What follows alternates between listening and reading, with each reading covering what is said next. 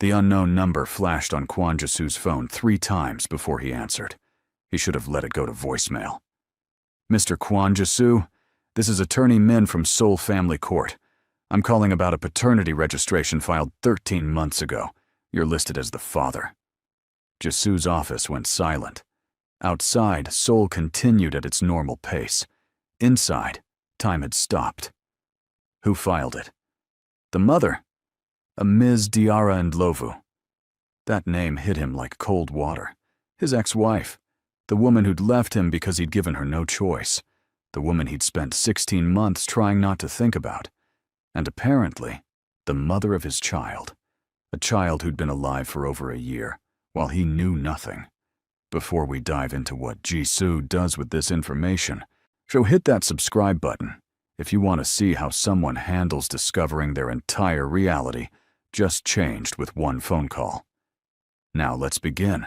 Jisu did the math in his head. 13 months.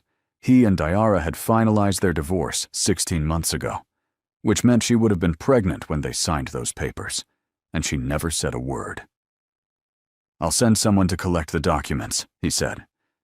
Actually, Mr. Kwon, this requires your personal appearance. Can you come in this week? He hung up without answering. For a long moment, Jisu sat in his leather chair, looking out at the Seoul skyline. His mind was already moving through possibilities. This could be a trap, someone trying to create leverage against him. It wouldn't be the first time an old connection was weaponized. But Diarra? That didn't fit. She'd left quietly. No drama, no demands, no public scenes. She'd simply looked at him one morning and said, "I can't do this anymore." 3 months later, the divorce was final. He pressed his intercom. "Get me everything on Diarra Ndlovu, current address, employment, financials. I want it in 2 hours." His assistant, a sharp woman named Park Min-ji, who'd worked for him for 6 years, paused before responding. "Your ex-wife?" "Just do it." Min-ji knew better than to ask follow-up questions. 2 hours later, Jisu had a folder on his desk. Diarra was living in Itaewon, Seoul's international district. She worked as a program coordinator for a non-profit that helped immigrant families. Her financials were modest, but stable. No debt. No red flags. She'd kept her married name legally but went by her maiden name professionally. And buried in the medical records his people had acquired, probably illegally, was a hospital admission from 15 months ago. Maternity ward. So it was real. Jisu leaned back, fingers pressed together. He could ignore this. The court couldn't force him to acknowledge anything without proof. He could demand a paternity test, drag it out, make it complicated. But the thing was, he believed it. Diarra had many qualities, but dishonesty wasn't one of them. If she'd named him, the child was his, which meant for 13 months he'd had a child he knew nothing about. The question was why she'd stayed silent. Jisu made a decision. He wouldn't go through the courts yet. First, he'd go to the source. He found her on a Thursday evening. Diarra's apartment was in an older building, the kind that had character, but needed maintenance. Jisu stood outside for a moment, watching the lit window on the 3rd floor. He could see movement inside, shadows passing. He climbed the stairs, his footsteps echoing in the concrete stairwell. When he reached her door, he knocked twice. The door opened. Diarra stood there, and for a second, neither of them spoke. She looked the same. Maybe a little tired around the eyes, but still her. Hair pulled back, casual clothes, no makeup. She'd never needed it. Her expression didn't change when she saw him. No shock, no fear. Just a slight tightening around her mouth. "Jisu." "Diarra. How did you find me? Does it matter?" She considered that, then stepped back. "You might as well come in." He entered a small apartment that was nothing like the home they'd shared. That place had been all modern minimalism, cold perfection. This was warm. Colorful fabrics on the couch, photos on the walls, books everywhere. It looked lived in. It looked like her. I got a call from family court, he said, getting straight to it. They said I'm a father. Diarra closed the door, didn't turn around immediately. Yes. 13 months. Yes. You didn't think I should know? She finally faced him.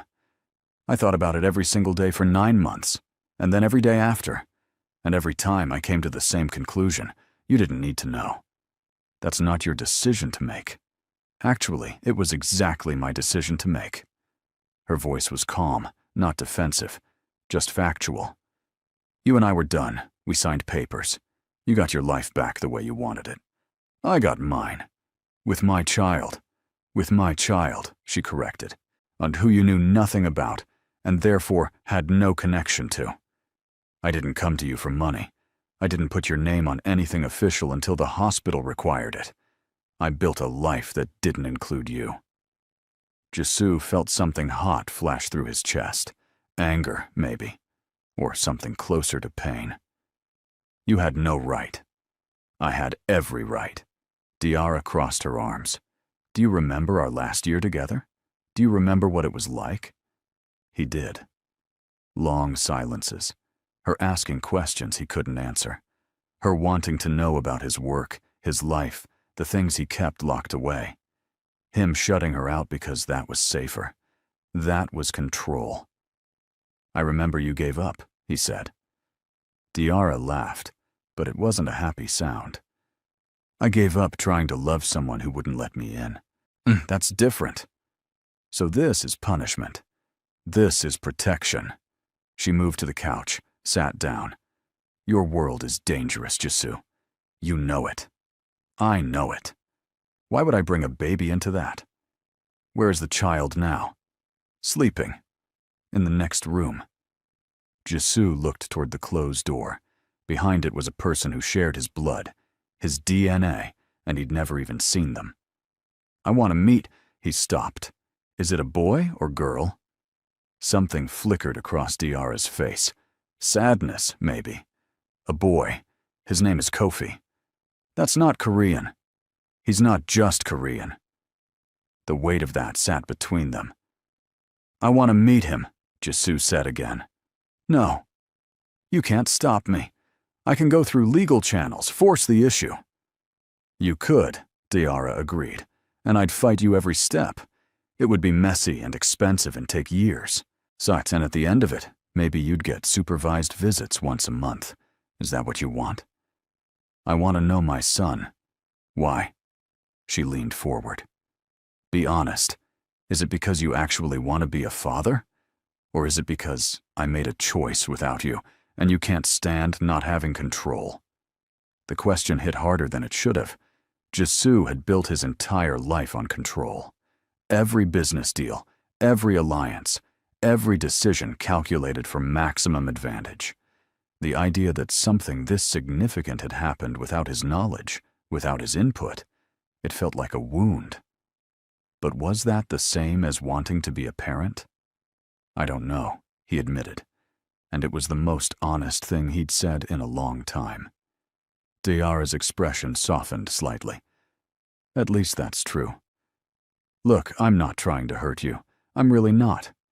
But I need to put Kofi first, and right now, you're a stranger to him. A stranger from a life I deliberately left behind. So what do I do? She was quiet for a moment. You go home. You think about what you actually want. And if you decide you want to be in his life, you do it the right way. Legal, proper, with boundaries. I won't keep him from you forever. But I also won't just hand him over, because biology says you're connected. Jisoo stood. This conversation was going nowhere, and he needed to think. This isn't over. I didn't think it would be. Diarra walked him to the door. For what it's worth, he has your eyes. After the door closed, Jisoo stood in the hallway for a long minute. From inside the apartment, he heard a small sound. A baby's cry, muffled through the walls. Then Diarra's voice, soft and soothing, and singing something in a language he didn't recognize. He left the building and sat in his car for 20 minutes before driving away. The next morning, Jisoo did something he rarely did. He canceled his meetings and went to see his lawyer. Attorney Kang was a woman in her 50s who'd handled everything from his business contracts to his divorce. She listened without interrupting as Jisoo explained the situation. When he finished, she sat back. "What do you want the outcome to be?" "I want access to my son. Legally, you have rights. We can file for a paternity test, establish legal fatherhood, and petition for custody arrangements." "How long?" 6 months, maybe more. Family courts move slowly. And if she fights it, which it sounds like she will, it could drag out. Jisoo drummed his fingers on the armrest. "What if I don't fight?" Kang raised an eyebrow, meaning, "What if I do what she asked? Go through proper channels, show up correctly?" "That would be, well, slower. And you'd have no guarantee of results. She holds all the cards right now. But it wouldn't be a war." "No," Kang agreed. "It wouldn't be a war." Jisoo thought about Diara's apartment, the warmth of it, the photos on the walls, the way she'd looked at him without fear, just firmness. She wasn't playing games. She was just protecting her child. Their child. "Set up a mediation," he said. "Through the court. Official, but not combative. I want to do this right." Kang looked surprised, but she nodded. "I'll make the calls." 2 weeks later, Jisoo sat in a neutral meeting room at the family court building. Diara was across from him, her own lawyer beside her. So a mediator, a calm older man named Mr. Song, sat at the head of the table. "Thank you both for agreeing to this process," Mr. Song began. "The goal here is to establish a parenting plan that serves the best interests of the child while respecting both parents' rights and concerns. Ms. Ndlovu, you've submitted a proposal. Would you like to outline it?" Diara glanced at her notes. "I'm willing to allow visitation, but it needs to be gradual. Supervised visits first, 1 hour per week, in a public place. After 3 months of consistent visits, we can discuss unsupervised time. After 6 months of consistency, we can talk about overnight visits." "Consistency meaning?" Jisoo asked. "Meaning you show up when you say you will. Same day, same time. No cancellations unless it's an emergency.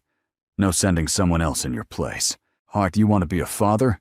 You have to actually be present." Mr. Song nodded. "That's reasonable. Mr. Kwon, what's your response?" Jisoo wanted to argue. 6 months of supervised visits felt like an eternity. But he looked at Diara's face and saw no room for negotiation. "Fine, I agree." Diara blinked, clearly surprised he hadn't pushed back. "Good," Mr. Song said. "Let's establish the schedule. Ms. Ndlovu, what works for you?" "Saturday afternoons, 2 p.m. There's a park near my apartment." "Every Saturday?" Jisoo confirmed. "Every Saturday. If you miss 2 in a row without an emergency cause, we reevaluate the arrangement." It was a test. She was setting up hoops and waiting to see if he'd jump through them. He'd jump. Agreed. The mediator drew up the informal agreement. Both of them signed. As they stood to leave, Diara caught his arm. "I mean it about consistency. Kofi's too young to understand now, but one day he won't be. Don't start something you won't finish." "I'll be there," Jisoo said. And he was. That first Saturday, Jisoo arrived at the park at exactly 2 p.m.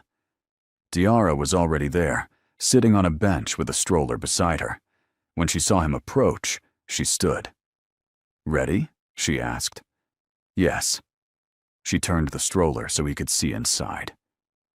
Jisoo looked down at his son for the first time. Kofi was awake, big dark eyes staring up at him with infant curiosity. He had Diara's nose, her mouth. But the eyes, those were Kwon eyes. Sharp, observant, even at 13 months old. "Can I hold him?" Jisoo asked. Diarra hesitated, then nodded. She lifted Kofi out of the stroller, and after a moment, placed him in Jisu's arms. The baby was heavier than he expected. Warmer. He looked up at Jisu and made a small sound, one hand reaching up to grab at Jisu's collar. Something shifted in Jisu's chest, something he had no name for. Support his head more, Diarra instructed. Your other hand, yes, like that. They stood there in the park, this strange, broken family, while other people walked by with their dogs and their normalcy. He's beautiful, Jisu managed. He is. Diarra's voice was soft. And he's good. He sleeps through the night now, mostly. He laughs a lot. He's starting to walk. Kofi grabbed Jisu's finger and squeezed. How long do I have? Jisu asked. 1 hour. I'll be right over there. She pointed to a bench 15 feet away. Close enough to intervene, far enough to give space. That first hour was awkward. Jisu had no idea what to do with a baby. He sat on the grass, Kofi in his lap, and mostly just watched him. The baby seemed content to pull grass and try to eat it, which Jisu gently prevented. When the hour was up, Diarra came back over. Same time next week? She asked. Yes. She took Kofi back, settled him in the stroller. You did okay. It was the smallest compliment, but Jisu held on to it. Over the next few weeks, a pattern developed. Every Saturday at 2 p.m., Jisu showed up. Rain or shine, no matter what business crisis was happening, he was there. He started bringing things. A small toy one week. A children's book another week, though Kofi was far too young to understand it. By the 5th week, Kofi smiled when he saw him. It was probably just infant randomness, but Jisu chose to believe otherwise. Diarra watched all of this from her bench, her expression unreadable. On the 8th Saturday, Jisu arrived to find Diarra looking stressed. Everything okay? He asked. Kofi's teething. He's been crying all morning. This might be a short visit. That's fine. But when Jisu held Kofi, the baby seemed to calm slightly. Jisu walked him around the park, bouncing gently the way he'd seen other parents do. Kofi rested his head on Jisu's shoulder and made small, unhappy sounds, but he didn't cry. When the hour was up, Diarra looked surprised. He likes you, she said, and it sounded almost like an accusation. Is that a problem? I don't know yet. But the next week, she let the visit go for 90 minutes. Hey, I know you're probably wondering what happens next, and trust me, things are about to get really complicated. Want to stick with me, because the next part is where everything starts shifting in ways nobody expected. 3 months in, Jisu had missed 0 visits. He'd rescheduled international business calls, sent subordinates to meetings he'd normally handle personally, and turned down a very profitable deal because it would have required him to be out of the country on a Saturday. His people noticed. You're distracted, his second-in-command, a man named Choi, said one evening. Is there a problem I should know about? No problem. Because if someone's creating leverage, it's handled. But it wasn't handled. It was growing. This thing he felt every time he held Kofi. This protectiveness. This want. He started doing things he'd never considered before. Reading articles about child development. Learning nursery rhymes. He even bought a Korean English children's book and practiced reading it aloud in his apartment when no one could hear. On the 12th Saturday, Diarra made an announcement. The supervised period is up. If you want, next week we can try unsupervised time. Still in public, still just a couple of hours. But I won't hover. Jisu felt something like victory, but he kept his face neutral. I'd like that. That next Saturday, Diarra handed over the stroller with a diaper bag, packed with everything Kofi might need. My number's in his bag. Call if anything goes wrong, anything at all. We'll be fine. She looked doubtful, but stepped back. Jisu took Kofi to a different part of the park, one with a small playground. He sat in the grass and let Kofi crawl around, keeping one hand always close. The baby was fast, not faster than Jisoo expected. He lunged for a stick, and Jisoo intercepted it. "No, that's dirty." Kofi looked offended and made a grumpy sound that was so much like Diarra's annoyed expression that Jisoo almost laughed. Another parent, a mother with her own toddler, smiled at him. "First time solo? Is it that obvious? You look terrified. It gets easier." But the thing was, Jisoo wasn't terrified. He was focused. This was a different kind of challenge than business negotiations, but it was still about reading situations, anticipating needs, and staying 3 steps ahead. Kofi tried to eat another stick. Jisoo redirected him to a toy. By the time Diarra came back 2 hours later, Kofi had a smudge of dirt on his face, and his shirt was on backwards because Jisoo had attempted and failed a diaper change, but they were both intact. Diarra inspected her son, then looked at Jisoo. "What happened to his shirt?" "Diaper incident. I did my best." She bit back a smile. "Next time, the tabs go in the back." "Noted." As she was buckling Kofi into the stroller, she said without looking up, "You've been consistent. I'll give you that." "I said I would be." "People say a lot of things." She straightened. "But you've shown up. So, I think we can move to the next phase. You can take him to your place next week. I'll need to see it first, make sure it's safe. And you'll need basic supplies there." Jisoo's apartment was the opposite of child-friendly. Glass tables, sharp corners, expensive breakables everywhere. "I'll make it work. I'll come by Friday to inspect. Text me your address." That week, Jisoo did something he never thought he'd do. So he called a child-proofing service. Professional people came through his apartment, installing cabinet locks, outlet covers, and corner guards. He bought a portable crib, high chair, toys. An entire section of his living space transformed into something soft and safe. Minji, his assistant, watched all this with barely concealed shock. "Sir, are you expecting a child?" "I have a child. I'm expecting him to visit." She blinked. "I didn't know you. When did—" "It's recent. I'll need Saturdays blocked permanently. No exceptions." When Diarra came to inspect on Friday, she walked through his apartment with a critical eye. She tested the cabinet locks, checked the outlet covers, and examined the crib. "This is good," she finally said. "Better than I expected, honestly." I researched. She picked up one of the toys he'd bought, a soft building block set. "These are age-appropriate." The internet was very specific about choking hazards. Diarra set the blocks down and looked at him, really looked at him. "Why are you doing this?" "He's my son." "But why? You could have fought me legally, made it ugly, or you could have just walked away. You signed away rights in the divorce. No one would have blamed you." Jisoo thought about that. "The first few weeks, I didn't know why.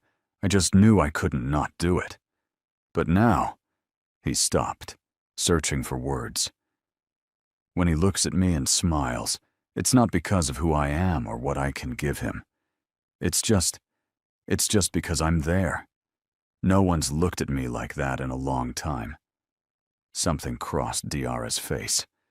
"Jisoo, I'm not asking for anything," he said quickly. "From you. This is about him." She nodded slowly. "Okay, you can have him tomorrow. 9 a.m. to 5 p.m. I'll pack enough supplies. Call me if anything seems wrong." That Saturday, having Kofi in his apartment felt surreal. The baby crawled across the expensive rug, drooled on the leather couch, and knocked over a cup of water that Jisoo barely caught. It was chaos. It was perfect. Jisoo fed him lunch, mashed carrots that ended up more on Kofi's face than in his mouth. He changed 3 diapers, getting more efficient each time.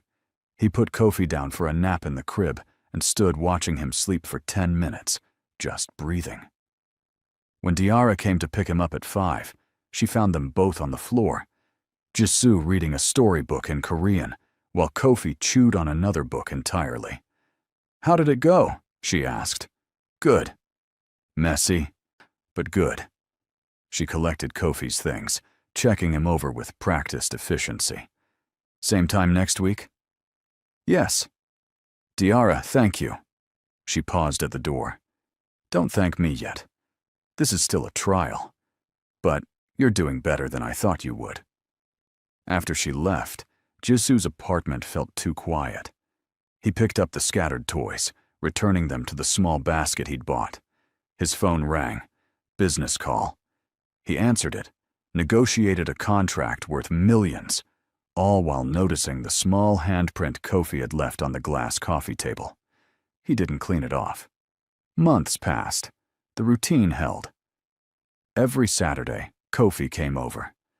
Jisoo's life started to reorganize itself around this small person. He cut ties with business partners who operated in ways that might come back as problems.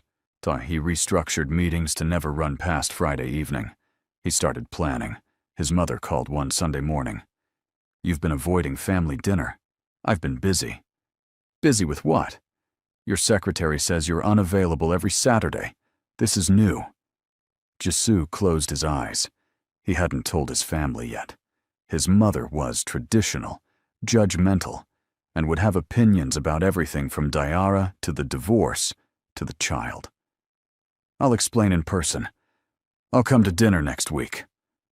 When he showed up at the family home the following Sunday, his mother, brother, and sister-in-law were waiting. They settled in the formal dining room, and his mother got straight to it. "So, what's this about?" "I have a son. He's 17 months old. His name is Kofi." Silence. His brother spoke first. "You have a what?" "A son. With my ex-wife." His mother's face went through several expressions. "The African woman?" "Diara, yes." "And you're just telling us now?" "I just found out myself 7 months ago." More silence. His sister-in-law leaned forward. "Can we meet him?" "Not yet. It's complicated." His mother set down her teacup with a sharp click. "Complicated how?" "If he's a Kwan, he should be raised as a Kwan. Properly. He's being raised properly. Diara is a good mother. But you're not married to her anymore." "No." "So this child is illegitimate." Jisoo felt his jaw tighten. "This child is mine. That's all that matters." The dinner went downhill from there. His mother had opinions about responsibility, about propriety, about what the family would think. His brother was quieter, but clearly skeptical. Only his sister-in-law seemed genuinely interested in the actual child rather than the scandal. Jisoo left early, frustrated and tired. When Saturday came, he was still thinking about that dinner. Kofi was playing with blocks, stacking them just to knock them down and giggle. The sound cut through Jisoo's bad mood. "Your grandmother thinks I'm handling this wrong," he told the baby, who obviously didn't understand. "She thinks there are proper ways to do things." Kofi offered him a block. Jisoo took it. "But I think maybe the proper way is just showing up. What do you think?" Kofi knocked over the tower again and laughed. "Yeah, that's what I thought too." The shift happened gradually, then all at once. At month 8, Diara started allowing evening pickups. Jisoo would get Kofi on Saturday mornings and keep him until bedtime. The first time he put Kofi to sleep in his apartment, the baby cried for 20 minutes straight, wanting his mother. Jisoo walked circles around the living room, bouncing, humming, doing everything the parenting articles suggested. Nothing worked. Finally, he called Diara. "He won't stop crying." "Is he hurt? Hungry? Does he need changing?" No, and no. I think he just wants you." Diara was quiet for a moment. "Put me on video."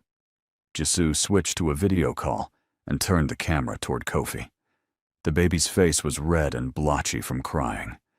"Hey, baby boy." Diara's voice came through the speaker, warm and familiar. "Mama's here. You're okay." Kofi's crying stuttered. He stared at the phone. "You're having a sleepover with Appa, remember? Mama will be there in the morning. You're being so brave." She sang a short song, and something in her native language, and Kofi's sobs turned to hiccups. "Rock him side to side, not up and down," she instructed Jisoo. "Slower. There you go." Within 5 minutes, Kofi's eyes were drooping. Jisoo carefully laid him in the crib, phone still in hand, showing Diarra's face until the baby was fully asleep.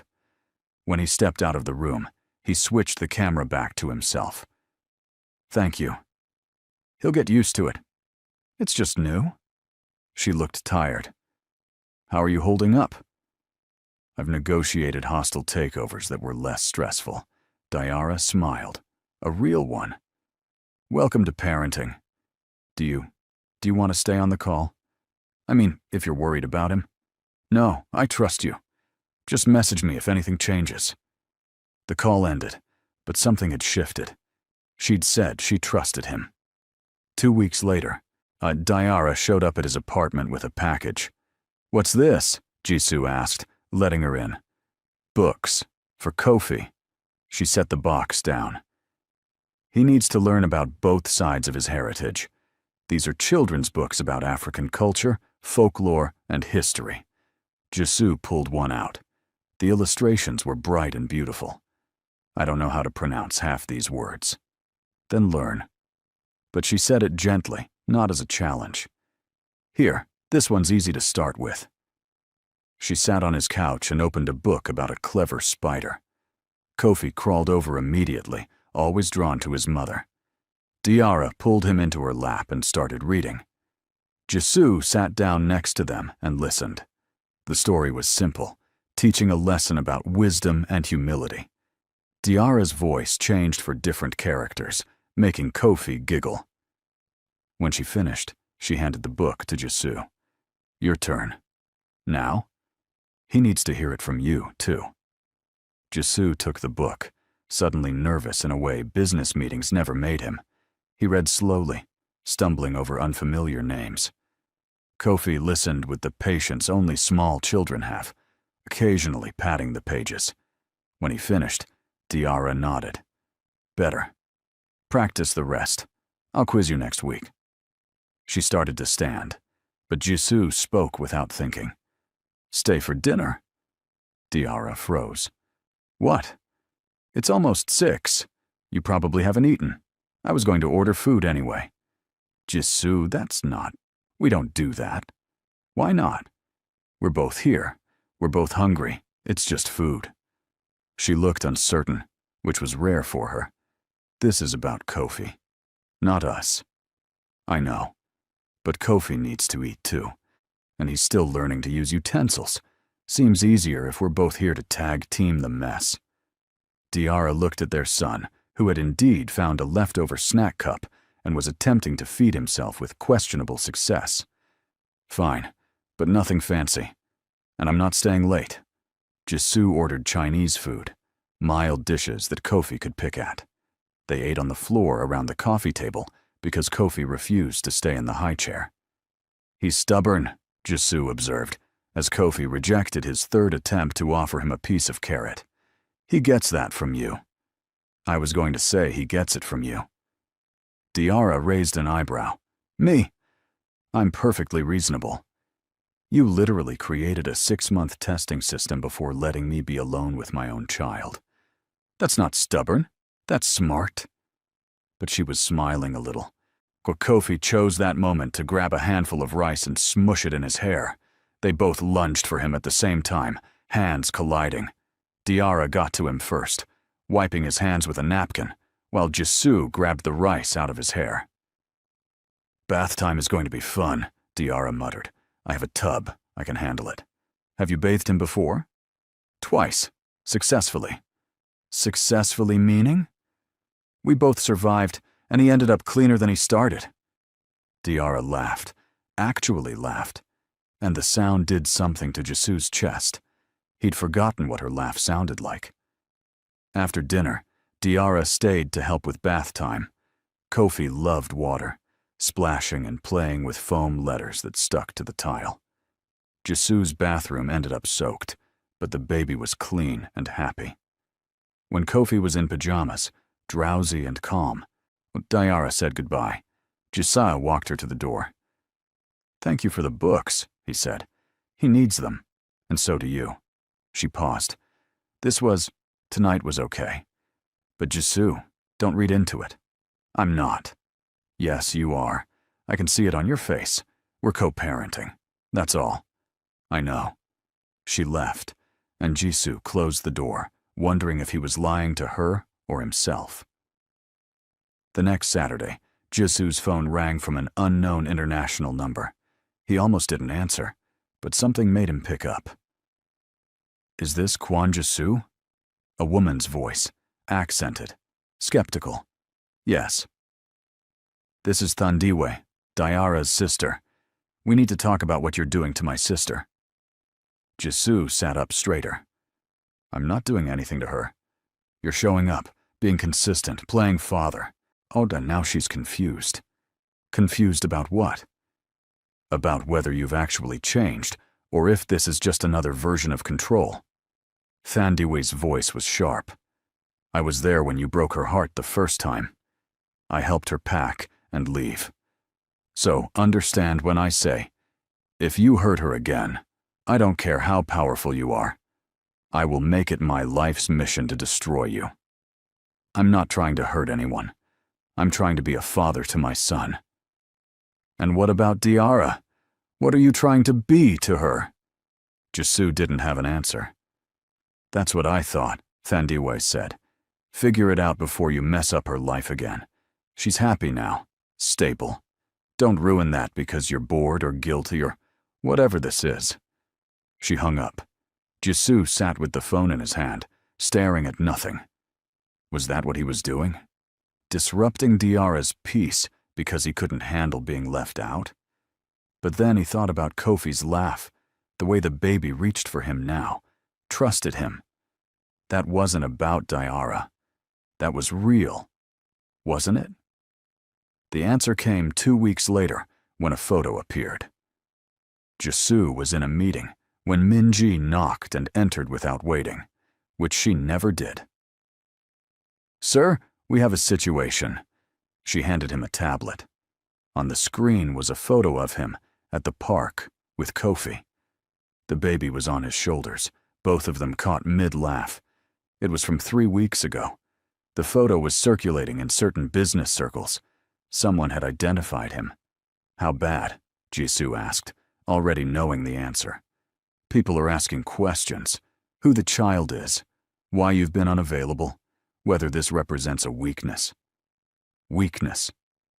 In his world, family was either leverage or liability. He'd spent years keeping his personal life minimal, exactly to avoid this. "Lock it down. I don't want this spreading." "Sir, it's already spread. The question is how you want to respond." Jisoo thought fast. Deny it. That made him look weak and dishonest. Confirm it? That painted a target on Kofi. No comment. If anyone asks directly, tell them it's personal business and not up for discussion. Minji nodded and left, but the damage was done. By that evening, Jisoo started getting calls. Business associates asking if everything was all right. Competitors probing for information. One particularly bold rival sent a message that was almost a threat, suggesting that family complications could affect their working relationship. Jisoo sat in his office and made a list, and every person who'd reached out with veiled threats or uncomfortable curiosity. Every business relationship suddenly felt dangerous. Then he started cutting ties. First was a partnership with a man known for using personal information as leverage. Jisoo called him directly. "We're done. Dissolve our agreement." "That'll cost you." "I don't care. Drop the papers." Second was a weapons dealer, technically legal but morally murky. Jisoo had used him for security equipment. Not anymore. Third, fourth, fifth. He went down the list, methodically removing anyone who operated in ways that could circle back to hurt Kofi or Diara. Choi, his second in command, confronted him about it. You're cutting off profitable relationships over a photo? I'm removing liabilities. The child is the liability. Jisu's voice went cold. You say that again. Choi backtracked. I just mean, in our world, attachments are risks. Then I'm changing what world I operate in. Over the next month, Jisu restructured his entire business model. Less underground dealing, more legitimate enterprise. It cost him money, respect from certain circles, and several long-term alliances. But when he held Kofi the next Saturday, none of that mattered. Except Diarra noticed. You look tired, she said when she dropped Kofi off. Work has been busy. Busy how? Jisu hesitated. He hadn't told her about the photo or the fallout. Didn't want her to panic or use it as a reason to pull back. Just restructuring some things. Diarra's eyes narrowed. Does this have to do with Kofi? Did someone find out? It's handled. That's not an answer. Kofi started fussing, wanting attention. Naijisu picked him up, grateful for the distraction. Jisu, Diarra's voice was firm. If your world is touching ours, I need to know. It touched briefly. I dealt with it. There's no danger. How did you deal with it? He met her eyes. I removed the people who saw it as opportunity. Cut ties with anyone who might use him as leverage. It's done. Diarra processed that. You changed your business because of him? Yes. How much did it cost you? Does it matter? Yes, it matters. Because if you did something big and you're going to resent it later, resent us, I need to know now. Jisu set Kofi down with his toys and faced Diarra fully. I don't resent it. Those partnerships were always going to be problems eventually. This just forced me to handle it sooner. You're really okay with this? With how much your life is changing? My life needed to change. I just didn't know it until I met him. He gestured to Kofi, who was now trying to eat a toy car. Diarra was quiet for a long moment. My sister called you. She did. She threatened to destroy me if I hurt you. That sounds like Thandiwa. Diarra almost smiled. What did you say? Nothing that satisfied her. Jisu paused. She asked what I was trying to be to you. I didn't have an answer then. Do you have one now? No. But I know what I'm trying not to be. I'm trying not to be the person who shut you out, who made you feel like you weren't part of my life. He took a breath. You asked me once about my work, my world. I said it wasn't your concern. That was wrong. So what? Now you're going to tell me everything? If you want to know. Oh, yes. Diarra looked shocked. Just like that? Just like that. She sat down on his couch, processing. Why? Because you were right. Back then, you were right. I kept you separate because I thought that was protection. But really it was control. I controlled the information, the access, the boundaries. And I lost you because of it. Jisu, we're not getting back together. I know. This isn't about that. This is about being honest. Co-parents should trust each other, right? You can't trust me if I'm hiding things. Diarra looked at him like she was seeing someone new. Who are you, and what did you do with my ex-husband? Your ex-husband is learning that maybe he didn't know everything after all. Kofi crawled over and pulled himself up using Jisu's leg, a new skill he was very proud of, and Jisu steadied him automatically. He'll be walking soon, Diarra said softly. I know. I've been reading the milestone charts. Of course you have. But she said it with warmth, not mockery. She left 20 minutes later, but the conversation stayed with Jisu for days. The following Saturday, Diarra asked if she could use his laptop for something. Hers had died, and she needed to send an urgent email for work. Of course, it's in my office. She went in while Jisu entertained Kofi. When she came back out 15 minutes later, her face was strange. You left your calendar open. Jisu's stomach dropped. His calendar had everything. Meeting notes, business details, things he probably shouldn't have left accessible. I didn't mean to snoop, Diarra continued, but I saw Jisoo. You've been turning down international trips, and for months, every single Saturday is blocked. Yes, you told me once that those trips were essential, that your business would fall apart without you traveling. I adjusted. You adjusted your entire business model around Saturday afternoons? Yes. Diarra sat down, laptop forgotten. Why didn't you tell me? It's not a sacrifice, it's a choice. But it cost you. I can see the notes. You've lost clients, opportunities. And I gained a son. Jisoo kept his voice level. That seems like a good trade. Kofi chose that moment to toddle over, still unsteady on his feet. He crashed into Diarra's legs and laughed. She picked him up automatically, kissing his forehead. I don't know what to do with this, she admitted. With what? With you being this, consistent, changing, actually following through. She looked at him over Kofi's head. The man I divorced wouldn't have done any of this. Maybe I'm not him anymore. People don't just change. No, Jisoo agreed. They don't just change. They decide to, and then they do the work. Every day. Diarra left early that day, claiming she had errands. But Jisoo knew a retreat when he saw one. He'd pushed too close to something real, and she needed space. He gave it to her. But the next Saturday, she showed up with a proposition. My family wants to meet him, she said, meaning Kofi.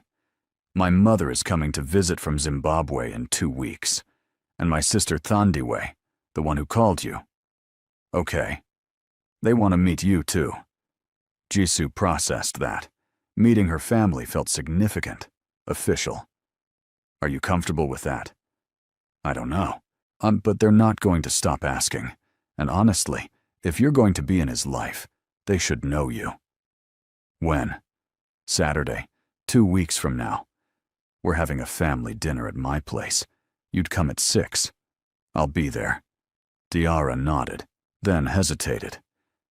They're going to judge you, especially Thandiwe. And my mother, she's traditional in different ways than your family. She's going to have opinions. I can handle opinions. Can you handle them without getting defensive or cold? That was a fair question. The old Jisoo would have shut down any criticism with ice and distance. I can try. That's all I'm asking. The 2 weeks passed quickly. Jisoo found himself nervous, which was ridiculous. He'd negotiated with hostile executives, stared down threats, built an empire. But the idea of sitting across from Diarra's mother made his palms sweat. He showed up at exactly 6, holding a gift he'd agonized over. Not too expensive, not too cheap. A nice bottle of wine and a traditional Korean tea set, something that showed respect but wasn't trying too hard. Diarra opened the door. She was wearing a colorful dress, her hair down. She looked beautiful. Hi, she said. Hi. They're already here. Fair warning, Thandiwe has prepared questions. Of course she has. Diarra almost smiled. Come on. The apartment was more crowded than Jisoo had ever seen it. 2 women sat in the living room. One was clearly Diarra's mother, older, regal with sharp eyes. The other was younger, mid-30s maybe, with an expression that could cut glass. Thandiwe. Mama Thandiwe, this is Jisoo. Jisoo, my mother Rudo, ours and my sister. Jisoo bowed slightly, a sign of respect. It's an honor to meet you both. Rudo looked him up and down. So you're the one who broke my daughter's heart, and then suddenly wants to play father. Well, no easing into it then. Yes, ma'am, I did break her heart, and I'm not playing at anything now. I'm trying to do better. Thandiwe snorted. Trying. That's a convenient word. Diarra intervened. Can we at least sit down before the interrogation starts? They settled in the small living room. Kofi was already asleep in his room, which meant this dinner was purely about the adults. Rudo accepted the gifts with a polite nod, but no warmth. Thandiwe didn't even pretend to be impressed. Dinner was tense. Diarra had cooked traditional food, rich and flavorful.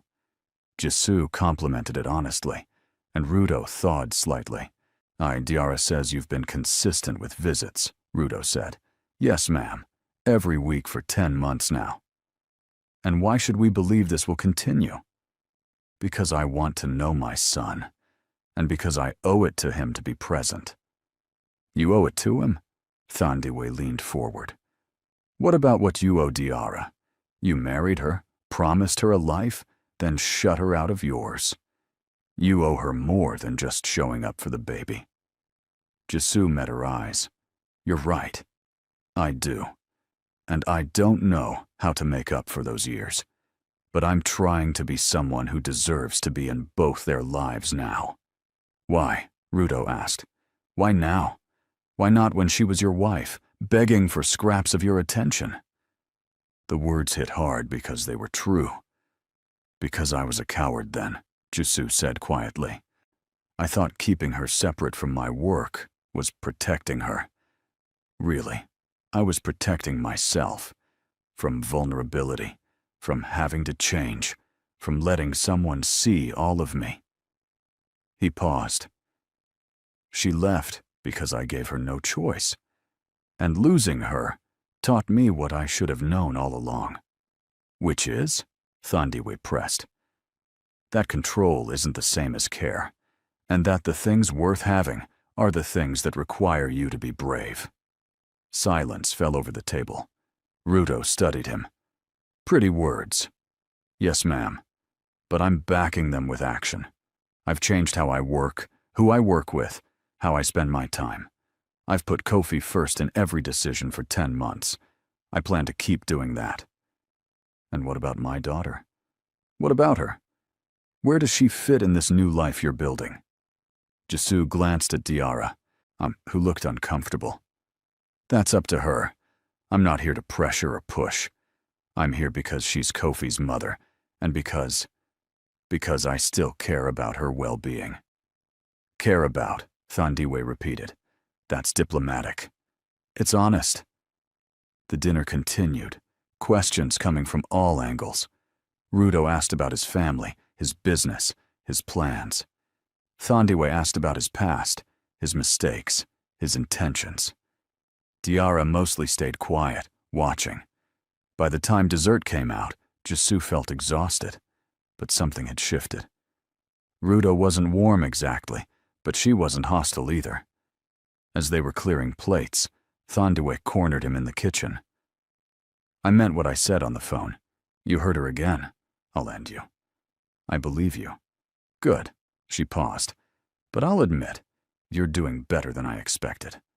Diarra seems not happy exactly, but less sad. That's something. I'll take it.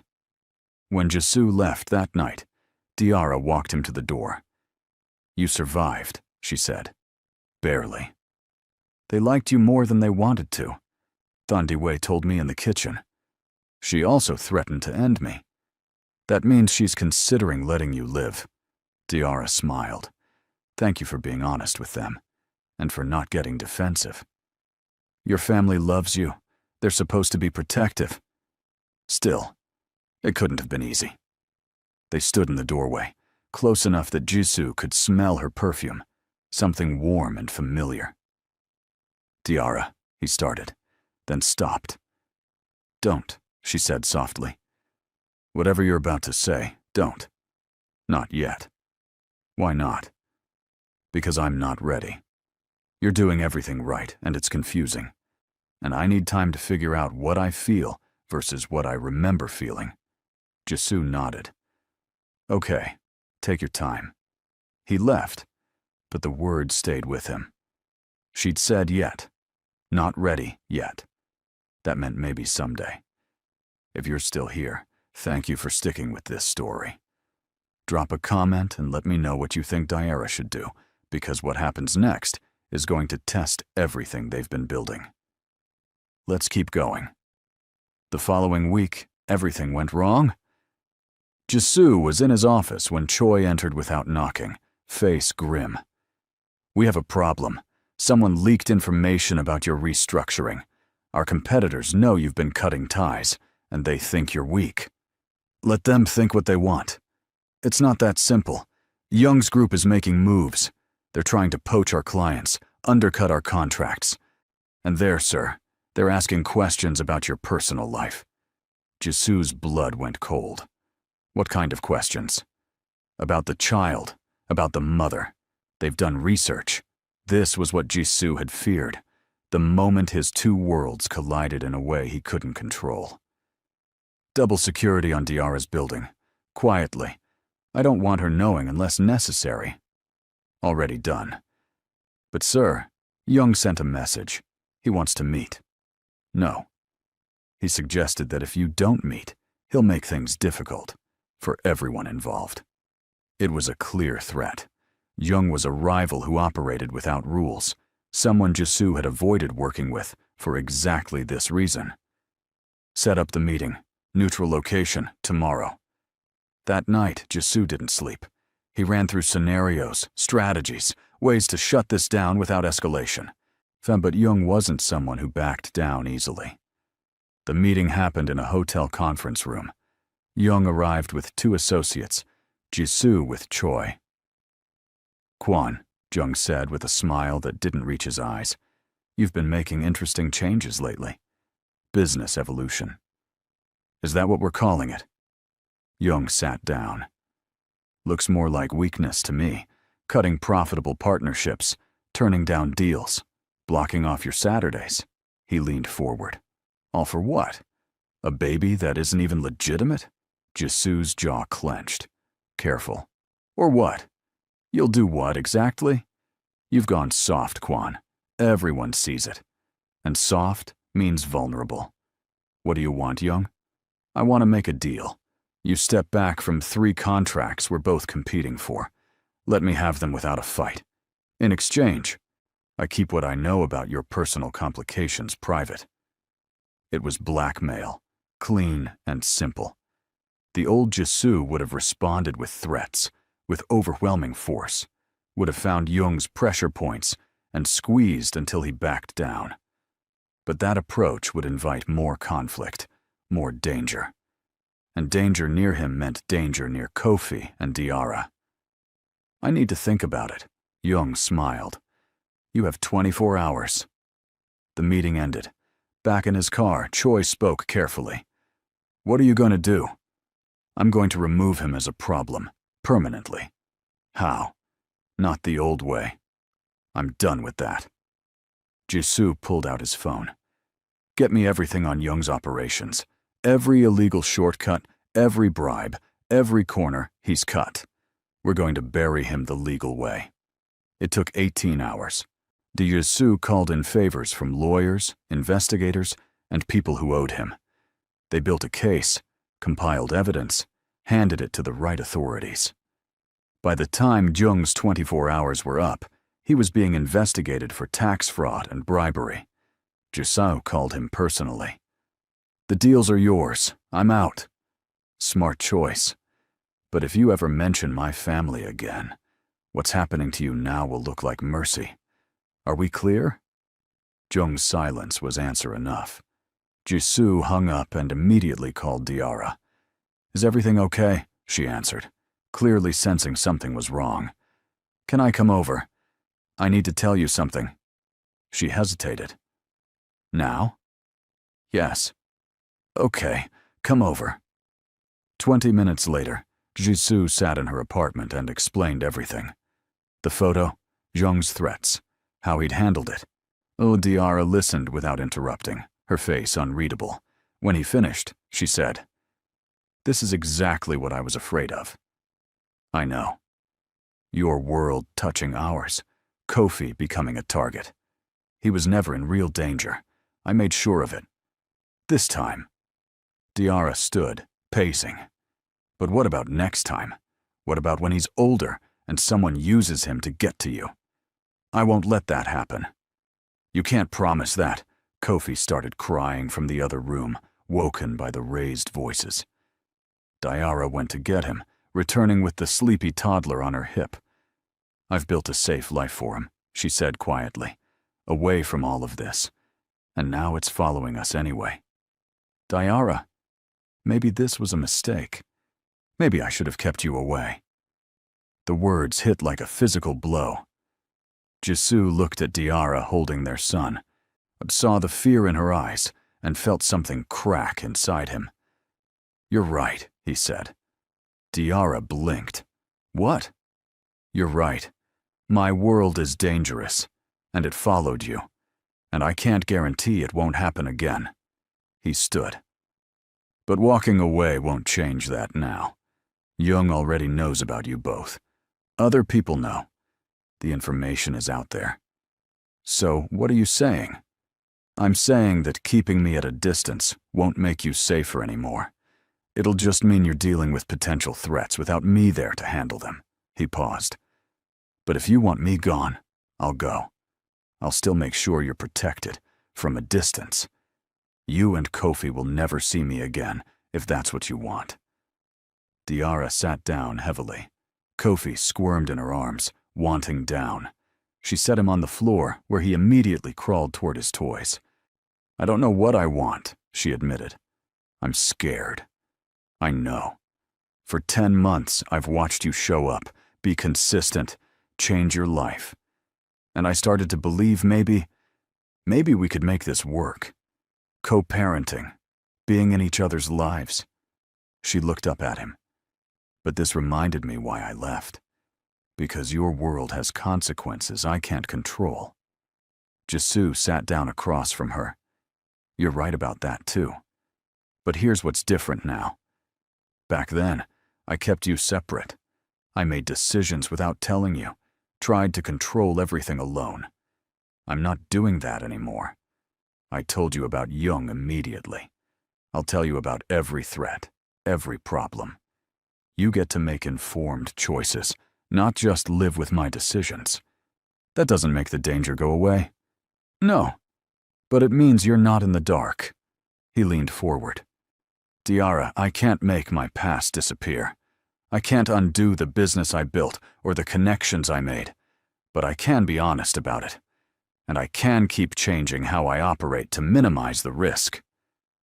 Kofi crawled over to Jisoo and pulled himself up using Jisoo's knee, babbling something incomprehensible.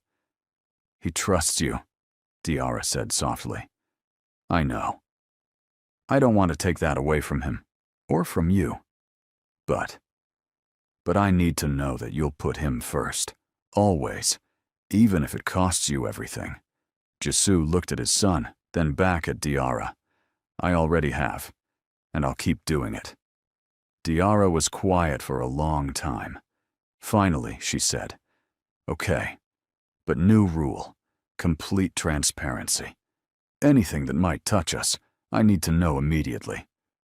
"Done. And if something happens that puts Kofi in real danger, might we reevaluate everything?" "Agreed." She nodded, some of the tension leaving her shoulders. "Okay then." Jisoo left that night feeling like he'd barely avoided losing everything. The conversation haunted him for days, but it also clarified something. He'd been making changes to his business, but he hadn't gone far enough. If he wanted Diara to feel safe, if he wanted Kofi to grow up without fear, he needed to do more. Over the next 3 months, Jisoo did something radical. He started stepping back. He promoted Choi to handle day-to-day operations. He moved more of his assets into legitimate businesses, things that couldn't be used as leverage. He cut ties with anyone who operated in moral gray areas. His empire got smaller, quieter, less powerful in the traditional sense, but cleaner.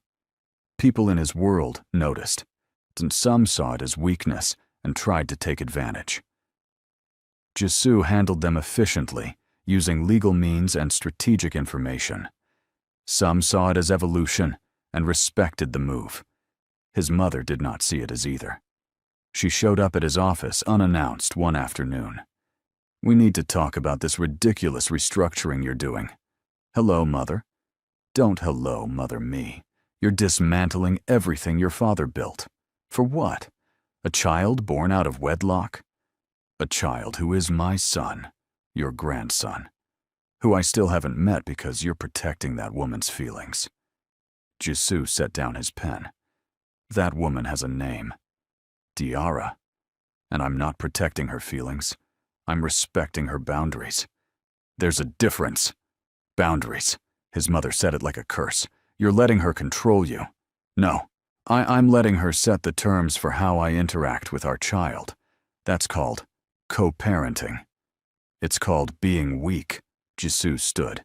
If putting my son's well-being above my pride is weak, then I'm weak. I can live with that. His mother looked shocked. Jisoo never pushed back against her. He usually just went silent or changed the subject. She's changed you, his mother said. He's changed me. Kofi. Because being his father matters more than maintaining an image. And what about family legacy? Duty? Honor?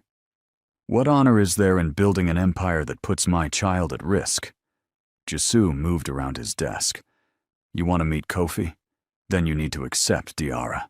Respect her. Respect the life she's built. Because they're a package deal. You're asking me to bow to her? I'm asking you to be a grandmother, a real one, so not someone who shows up with judgment and conditions. His mother left without another word. Jisoo didn't know if that meant progress or disaster. 2 weeks later, he found out. His mother called. I want to meet them properly, the child and Diarra. Tell me when and where. Jisoo called Diarra that night. My mother wants to meet you both, officially. Silence on the other end. Diarra, is she going to be horrible? Probably a little, but she's trying. That's something. More silence. Then, okay, but at my apartment, on my turf. And your mother needs to understand that she doesn't get to criticize how I'm raising Kofi. I'll make that clear. The meeting was scheduled for the following Saturday. Jisoo arrived early to help Diarra prepare, which mostly meant keeping Kofi entertained while she stress-cleaned her already clean apartment. She's going to judge everything, Diarra muttered, rearranging pillows for the 3rd time. Let her. You've built a good life. Anyone can see that. Korean mothers-in-law are notoriously difficult. Ex-mother-in-law. That doesn't make it better. When his mother arrived, she was dressed formally, carrying an expensive-looking gift bag. She looked around the small apartment with an expression Jisoo couldn't quite read. Mrs. Kwon, Diarra said, polite but not warm. Please come in.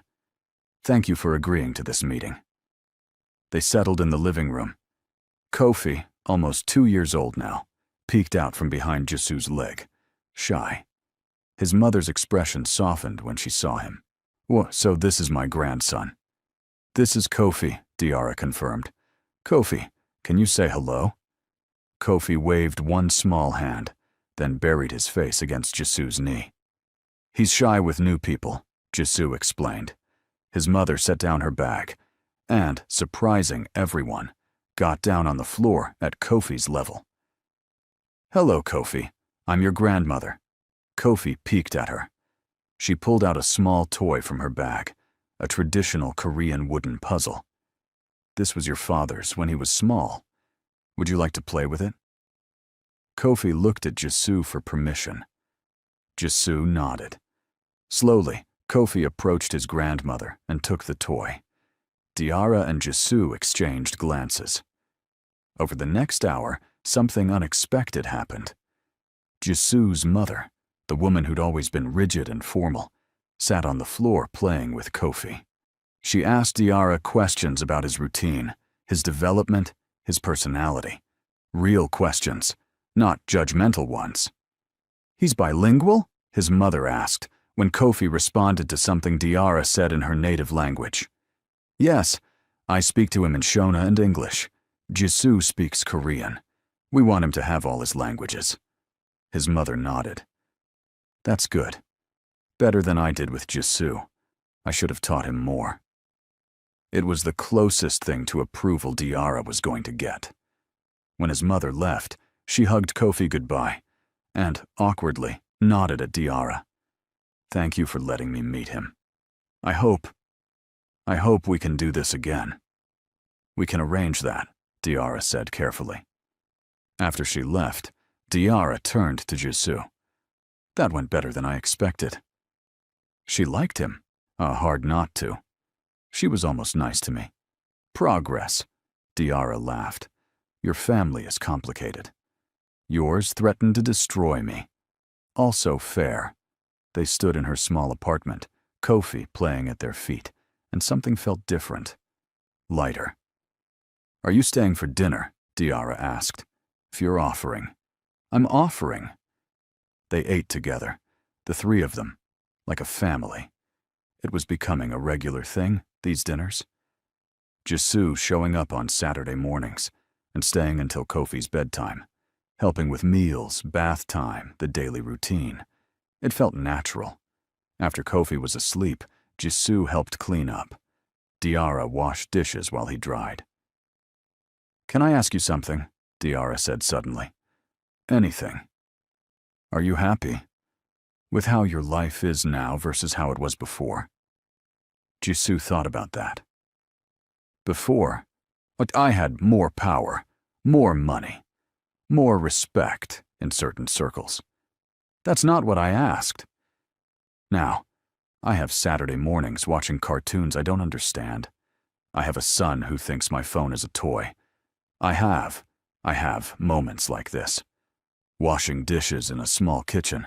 He set down the towel. So, yes, I'm happier. Diarra turned to look at him. Really? Turns out power is lonely. This isn't. Something shifted in her expression.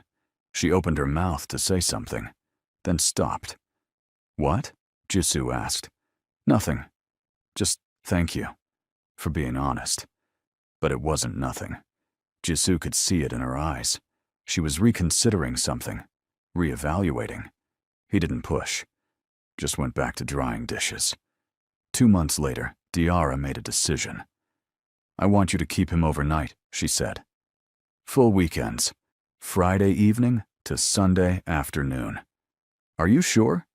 You've been consistent for almost a year and a half. You've changed your entire life. You've handled threats without dragging us into danger. Yes, I'm sure. So the arrangement changed. Every other weekend, Kofi stayed with Jisoo. The apartment that had once been sterile and cold was now full of toys, children's books in 3 languages, finger paintings on the fridge. Jisoo learned to handle tantrums and bedtime negotiations. He learned which foods Kofi would eat and which he'd throw on the floor. He learned that sometimes comfort was just being present, not fixing things. He became a father. And somewhere in that process, he and Diarra became something else too. Not just co-parents, friends maybe. People who talked about more than just Kofi. Who texted each other random things during the week. Who showed up for each other. When Diarra's apartment had a plumbing issue, Jisoo sent someone to fix it without being asked. When Jisoo's business faced a crisis, Diarra listened to him work through it, offering perspective. When Kofi got sick, they stayed up together at the hospital, taking turns holding him. The walls between them were coming down, brick by brick. Jisoo's assistant Minji noticed. You smile more now. Do I? Yes, it's weird but nice. Choi noticed too. You're different, softer, but somehow stronger. That doesn't make sense. Doesn't make it less true. Even Jisoo's mother commented during one of her now regular visits to see Kofi. You found balance. Your father never did. It was the highest compliment she'd ever given him. But the biggest change came on an ordinary Tuesday. Jisoo was dropping Kofi back at Diarra's apartment after a weekend visit. Kofi ran to his mother, excited to tell her about the zoo trip in a mix of 3 languages. Diarra listened, smiling, then looked up at Jisoo. Do you want to stay for dinner? I'm making that stew you liked last time. I'd like that. During dinner, Kofi knocked over his juice. They both moved to clean it up, bumping heads in the process. Ow! Diarra laughed, rubbing her forehead. Sorry, Jisoo said, but he was laughing too. Their eyes met, and something passed between them. Recognition. Want. Possibility. Diarra looked away first. I should get Kofi ready for bed. I should go. But neither of them moved. Jisoo, Diarra said quietly. What are we doing? What do you mean? This. The dinners? The texting. The way we are around each other now. It feels like more than co-parenting. Jisoo's heart was racing. What do you want it to be? I don't know. I'm scared. Of what? Of making the same mistake twice. Of trusting you and getting hurt again. She looked at him. But I'm also scared of letting fear stop me from something that might be real. It is real, Jisoo said. Whatever this is, it's real. How do you know? Because I think about you constantly. Because when good things happen, you're the person I want to tell. Because being around you feels like home. He paused. I'm in love with you. Still. Again. I don't know which, but it's true. Diarra's breath caught. Jisoo, you don't have to say anything. I'm not asking for anything. I just wanted you to know. Kofi chose that moment to start demanding attention, wanting his bedtime story. The moment broke. Jisoo left shortly after, his confession hanging in the air. For 3 days, Diarra didn't mention it. They texted normally, talked about Kofi, kept things surface level. Jisoo started to think he'd made a mistake telling her. Then on Friday evening, Diarra showed up at his apartment. Kofi wasn't with her. He's with Thandue, she said at his questioning look. I needed to talk to you alone. Okay. She came inside, paced his living room. I've been thinking about what you said. Diarra, if I made you uncomfortable. Let me finish. She stopped pacing. For 2 years, I've been angry at you. For the marriage, for how it ended, for not being what I needed. And I had every right to be. You did. But watching you this past 1.5 years, watching you actually change, actually show up, actually be vulnerable, it's been confusing. She looked at him. Because I never stopped loving you either. I just stopped believing you could love me the way I needed. And now? Now I think maybe you can. Maybe you have been. In all these small ways. The consistency, the honesty, the work you've put in. Jisoo's heart was pounding. What are you saying? I'm saying I want to try. Not jump back into marriage, but try. Dating, I guess. Seeing if what we have now can be something more. You're sure? No, I'm terrified. But I'm also tired of letting fear make my decisions. She stepped closer. So if you're willing to be patient, to let this happen slowly, then yes, I want to try. Jisoo closed the distance between them. I can be patient. I can be whatever you need. Just be honest. That's all I need. He kissed her then, soft and careful, like something precious. She kissed him back, hands coming up to his chest. When they broke apart, Diarra was smiling. That was nice. Just nice? Okay, better than nice. They spent the evening talking about fears, hopes, boundaries. Diarra was clear that this had to be separate from their co-parenting at first. They wouldn't tell Kofi until they were sure. They'd take things slow. Jisoo agreed to everything. They started dating like new people, even though they'd been married before. Coffee dates while Kofi was at daycare. Dinner without their son present. Some long conversations about everything they'd never talked about during their marriage. Jisoo told her about his childhood, his father's expectations, how he'd built his empire as armor against vulnerability. Diarra told him about leaving Zimbabwe, building a life in Korea, the loneliness of being far from home. They learned each other again, this time without walls. 3 months into dating, Jisoo took her to meet his business partners at a formal dinner. He introduced her not as his ex-wife or his child's mother, but as Diarra, the woman he was with. Some people were surprised. Others who'd known about the divorce were shocked. Jisoo didn't care. He spent the whole evening with his hand on the small of her back, included her in conversations, showed her off proudly. Afterward, in the car, Diarra said, "Well, that was different than before." "How so?" "Before, when we were married, you'd bring me to events, but keep me at arm's length. Wouldn't let me into the conversations. Tonight you included me. Like we were partners. We are partners. I know, but you believe it now. That's the difference." 6 months into dating, they told Kofi.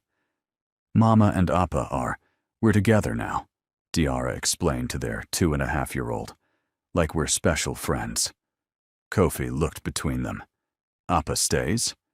"Yes, Appa's going to be around more." "Okay, can I have a snack?" They'd worried about his reaction, but he adjusted seamlessly. In his mind, having both parents around was just better. The three of them started doing more things together. Park trips, museum visits, simple domestic moments. They felt like a family. But 1 year into dating, Jisoo knew he wanted to propose, but he also knew it had to be right. Not flashy, not controlling, not a demand.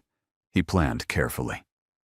First, he talked to Diarra's mother and sister, video called them, asked for their blessing.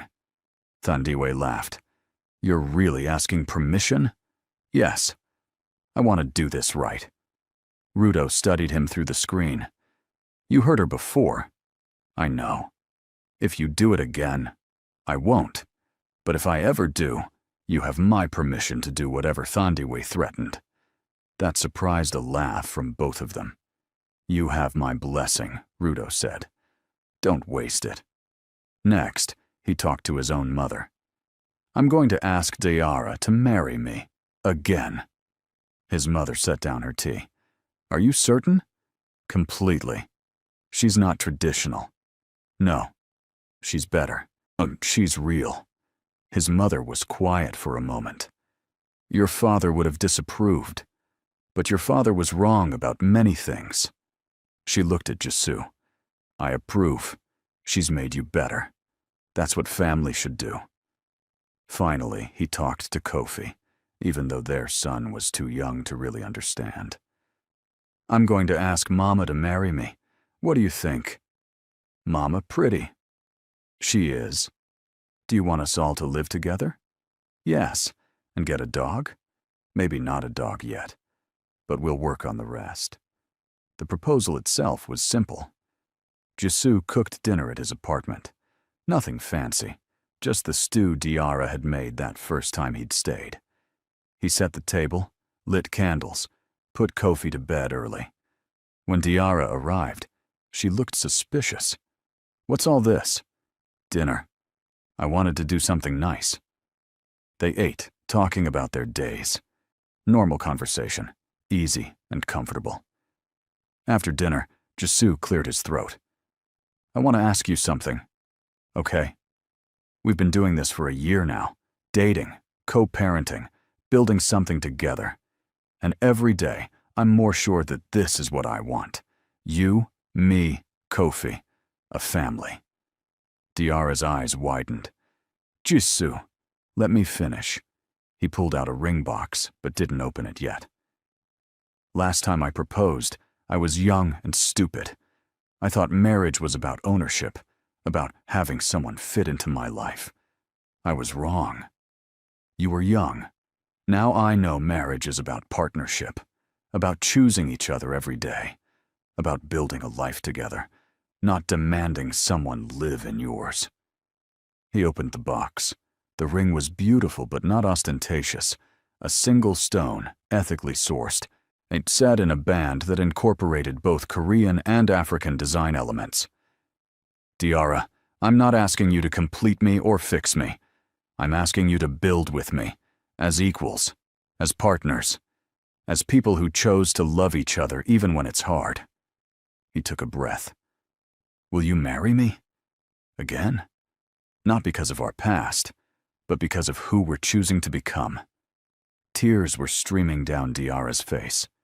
"You're really asking?" "I'm really asking. And if you say no, I'll understand. We can keep dating, take more time, whatever you need. But I wanted you to know that I'm ready. Completely ready. Diarra looked at the ring, then at him. You designed this? With help. I wanted it to represent both of us. It's perfect. She wiped her eyes. Yes. Yes. Yes, I'll marry you. Again. Because you're right. We're not who we were before. We're better. She laughed through tears. We're so much better. Jisoo slid the ring on her finger and kissed her, properly this time, without hesitation or fear. From the other room, they heard Kofi's voice. Appa? Mama? They broke apart, laughing. Bedtime's over, apparently, Diarra said. They went to Kofi's room together. He was standing in his crib, hair messy from sleep. Did we wake you? Jisoo asked, picking him up. Loud, Kofi complained. Sorry, buddy, but we have good news. Mama and Appa are getting married. Kofi perked up. Party? Yes, there'll be a party. Can I have cake? Diarra laughed. Yes, you can have cake. Okay. Kofi snuggled into Jisoo's shoulder, already half asleep again. They stood there, the three of them, and Jisoo felt complete. The wedding planning happened over the next 6 months. This time, everything was different. They planned together, making every decision as a team. The wedding would be small, intimate, blending both cultures. Both families would be there, a few close friends. Kofi would be the ring bearer, which he took very seriously once they explained it meant he got to wear a fancy outfit. Jisoo's mother helped with traditional Korean elements. Diarra's mother and sister flew in early to help with African traditions. The two mothers met and surprisingly got along, bonded over mutual grandchild obsession, and shared relief that their children had figured things out. The wedding took place in a garden, simple and beautiful. Chairs were arranged in a circle, symbolizing unity and equality. Diarra wore a dress that incorporated both white lace and traditional African fabric. Jisoo wore a suit with subtle Korean embroidery. Kofi wore a tiny hanbok and carried the rings on a pillow, walking down the aisle with concentrated determination. When it was time for vows, Jisoo went first. Diarra, the first time we got married, I promised to love you. I meant it. But I didn't understand what it required. I thought love was a feeling, something that just existed. I didn't know it was a choice, made every single day. He took her hands. Today, I'm making that choice with full understanding. I choose to love you when it's easy and when it's hard. I choose to be honest even when it's uncomfortable. I choose to be your partner, your equal, your safe place. He paused. I can't promise perfection, but I promise presence. I promise truth. I promise that I will spend every day trying to be worthy of the trust you're giving me. Diarra was crying again, but smiling. Jisoo, when I left you, I thought I'd never feel this way about you again. I thought we were done. Her voice wavered. But you proved me wrong, not with big gestures or expensive gifts, but with consistency, with change, with actually doing the work. She squeezed his hands. Today I'm choosing you too.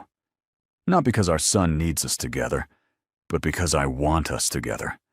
I choose to trust you with my heart again. I choose to build a life with you, different than before, better than before. She smiled through tears.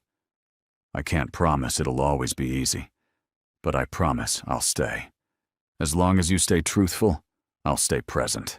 And we're in this together. The officiant barely got through the official words before they were kissing, earning cheers from their small audience. Kofi yelled, "Cake time!" which made everyone laugh. The reception was joyful. Both families mingled, sharing food and stories.